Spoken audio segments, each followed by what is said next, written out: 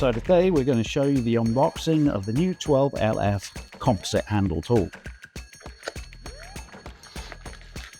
The tool comes with the standard accessories and a sheet telling you the changes that we've made from old to new.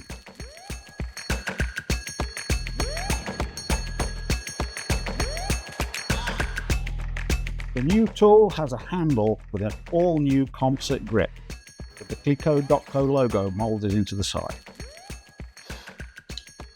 This grip is for improved comfort and lower vibration. You compare it to the existing tool, you can easily see the differences.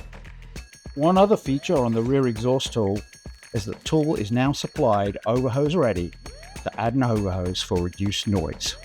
Connect the air and then connect the overhose. We're going to lift this up and just clip it into place.